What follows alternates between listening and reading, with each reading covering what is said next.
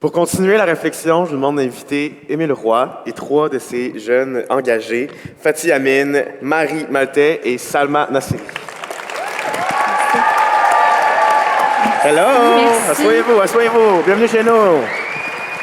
C'est le fun, hein?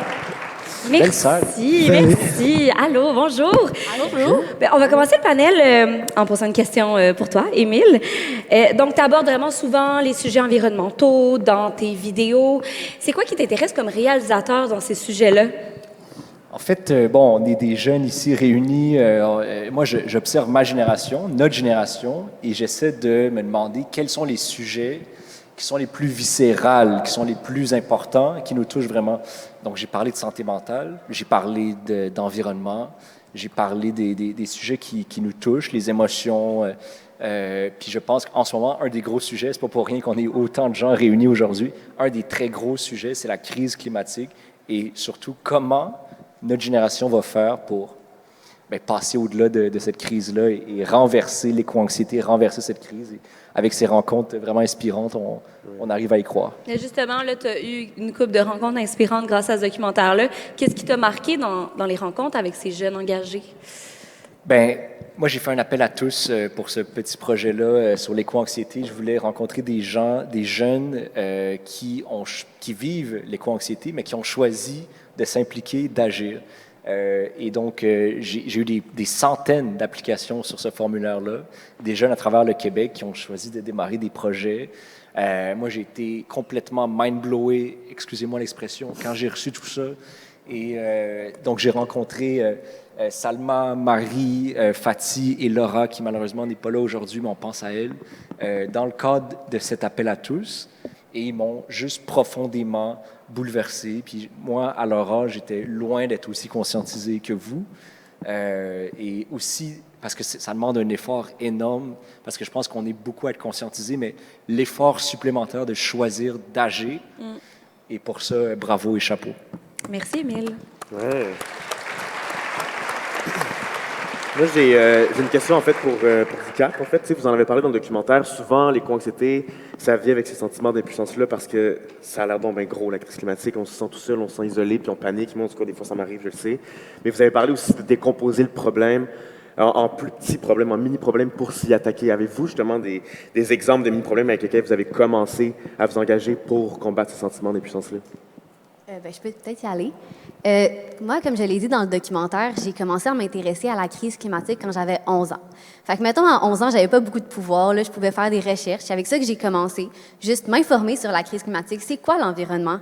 Puis après ça, même si j'aurais bien voulu aller dans les rues puis dire que j'aimais pas les bouteilles en plastique, ça serait pas trop passé avec mes parents. Fait que j'ai commencé avec des gestes un peu plus petits, comme juste le triage. Moi, le triage, ça m'importe beaucoup. Parce que je réalise qu'on est tellement beaucoup on veut trier, mais on ne sait pas comment faire parce qu'on nous a jamais enseigné qu'est-ce qui va où, comment. Puis c'est quand même assez compliqué. Là, j'ai fait mes recherches, puis, mettons, savoir où chaque objet va, dans quelle poubelle.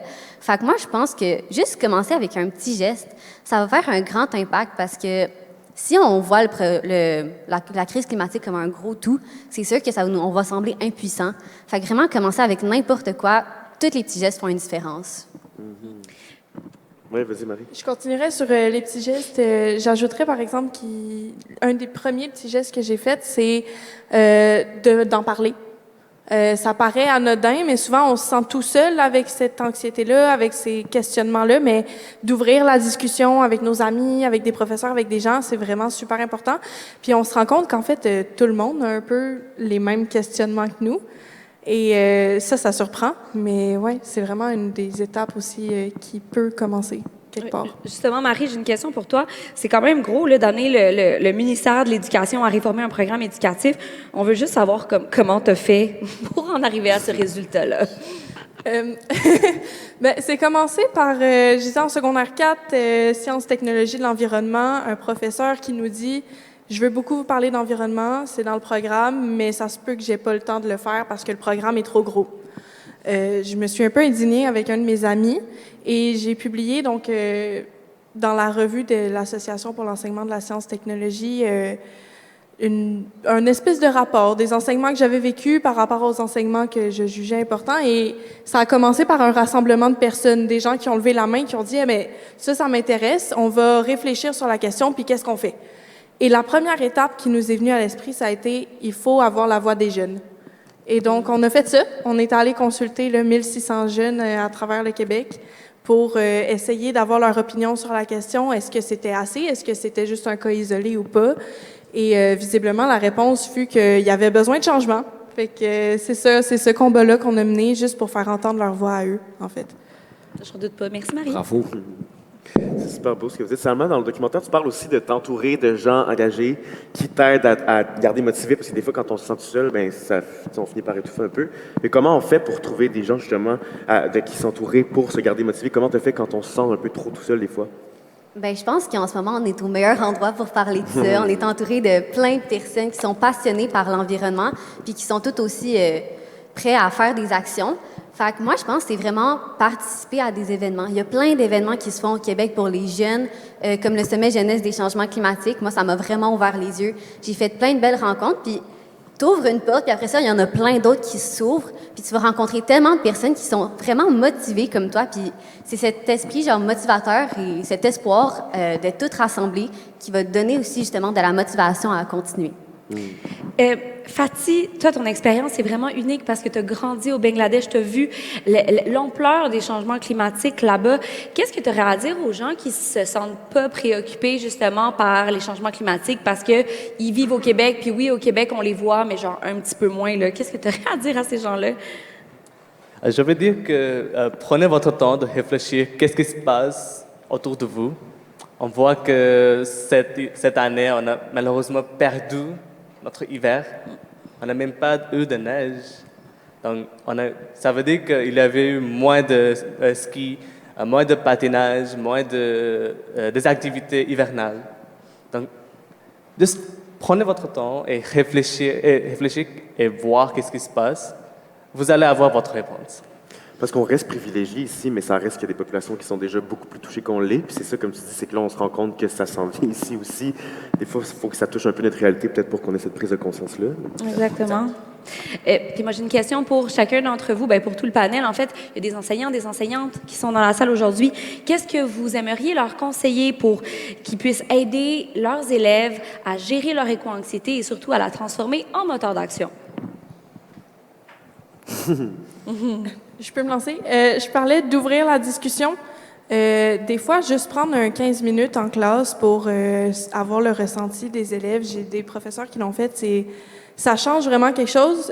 Ça permet aux élèves de s'ouvrir un peu, puis ça permet des fois de restreindre le groupe. Tu sais, une discussion avec un groupe plus restreint. Après ça, on fait l'autre groupe.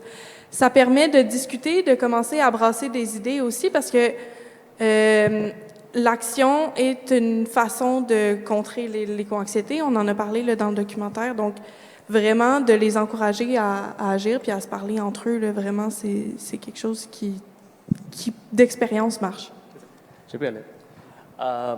Le prof, je vous conseille apportez vos élèves dehors.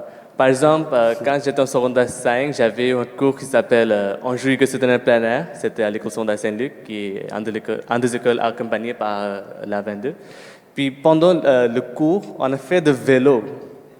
Donc, c'était quand même très fascinant. Puis ça nous a aidé être connectés avec l'environnement. Donc, ça peut être un des moyens qui peut être efficace parce que ça va aider les élèves à réfléchir, à penser de leur environnement.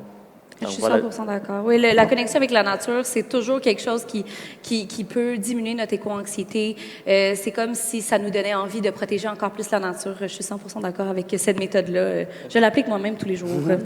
Personnellement, j'avais tombé l'amour de l'environnement car j'étais allé dans des campings, donc. Ah, excellent, excellent. Fan de camping. Fan de camping? Oui, non? Oui. Est-ce qu'il y a un mot de la fin, Émile?